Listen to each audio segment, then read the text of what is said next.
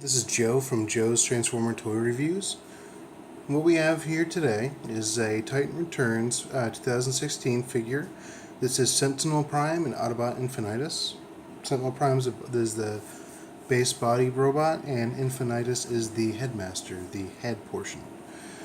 Here it is, the figure in the box. I've already unboxed it previously. There were a lot of plastic ties and rubber bands that had to be removed. But this is what the box looks like. Let's look at the back. Here on the back, we see that Sentinel Prime is a triple changer, which means he has three forms: robot, spaceship, and train.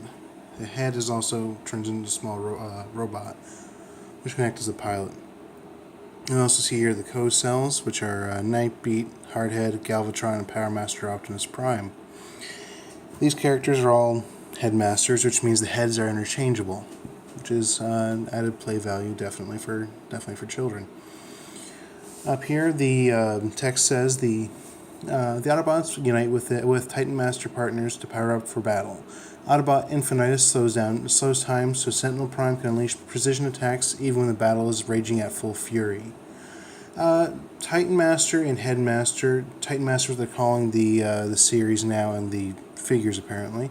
Back in the original series, this was based off of from the 80s. They were called Headmasters because that head would come off and become a different robot. There were other series as well. Power Master would be like a little engine block or something like that that would connect in to enable transformation in that case. So without further ado, I'm going to go ahead and unbox this. Goes in a small tray.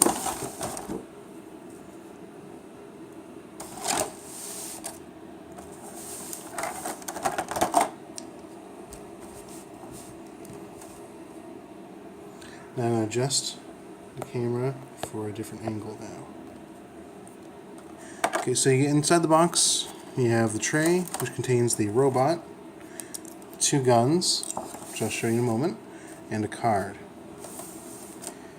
The card has the artwork on the front and the specs on the back.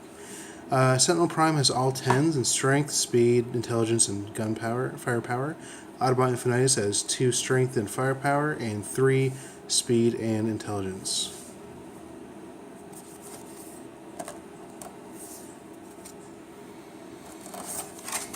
Just gonna get these out of the way. So here is the main robot. Even without the weapons that it comes with, he has guns on the forearms, which are, as you can see, are shaped as battleship cannons, independent turrets, which I think are a really nice touch. Now, there is another robot, another Transformer coming out, same Voyager size and everything, called Astrotrain. More traditional character. It's from the 80s series. He has a color scheme people may like better, which is purple and silverish gray. Sentinel Prime, as you can see, is mostly orange and red. Seems a little bit washed out and hard, and not a lot of variety. The yellow really doesn't help as much as you might think. Going on. Now, the guns can attach multiple ways in robot form. There is the back. Pull out the wings a little bit. There are ports in the back which can be used to connect the guns to appear like he did in the card. Although they're kind of ridiculously high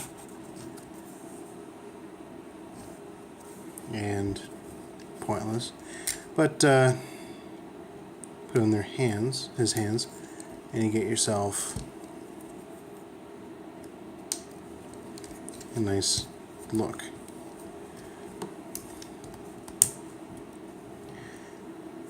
Now he also has a special feature with the headmaster. Pull the switch here in the chest and 2 side pillars come up, and they rotate slightly with the head, but they do restrict motion side to side. I'm not really understanding the significance of those, but I do think it's a nice little feature. I believe it's probably because Voyager and above seem to have some type of cowling or helmet or something like that that goes along with the headmaster to increase bulk. Two guns are similar but significantly different. This one here, of course, has a spot for a headmaster, Titan Master, to sit in the cockpit, or little turret spot. And has a port, so you can plug in the other gun into that same place.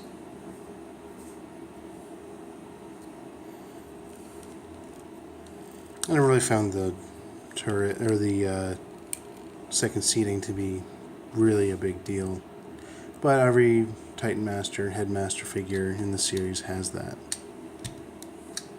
feature. So moves quite well. Mine does have a bit of a weak rotational part on the leg, but otherwise it's very good movement and everything. Also has the wings assembly on the back and the cockpit, which will come into play later.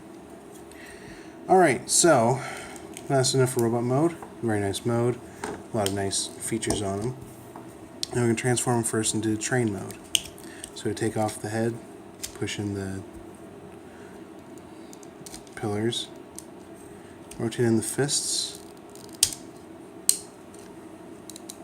and move the arms up. Flip up the shin, rotate out that, and bring up the detailed train front. Now the train's going to be kind of long because it's basically the character in the splits.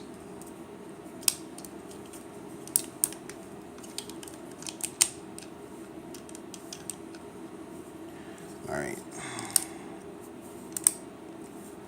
You flip out these panels on both sides. And flip this panel down on all sides.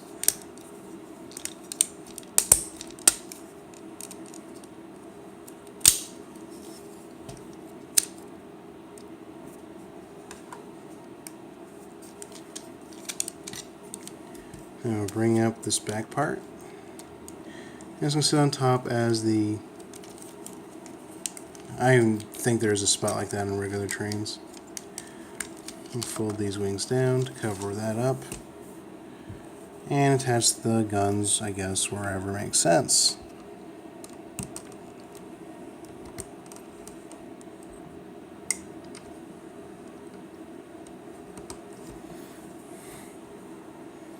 I'm going to lift this part over here up. And I'm going to put the little character in the cockpit. Again, like many Headmaster characters, here is Infinitus.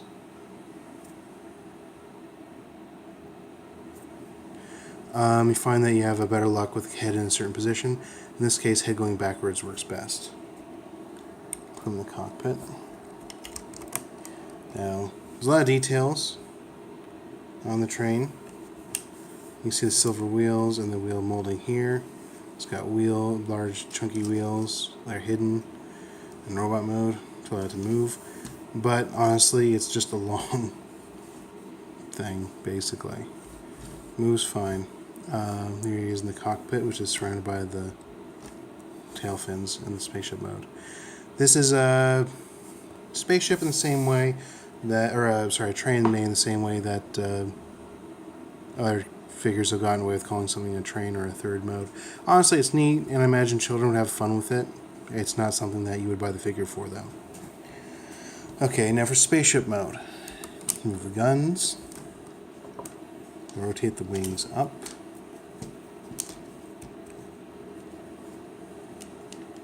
And rotate this back to the backpack situation.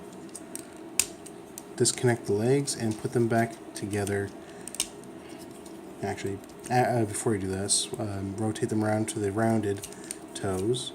In robot mode, you can either use the train piece or these pieces. Traditionally, the instructions expect you to use the round one, though. And now we can move the arms forward and we're just going to snap the wings into place. The arms have a slot for the wings to connect into. I'll show you on this side, because the other one's out of view. That's where they are. Okay. And it comes with the, here are the wheels, just slap those back where they belong.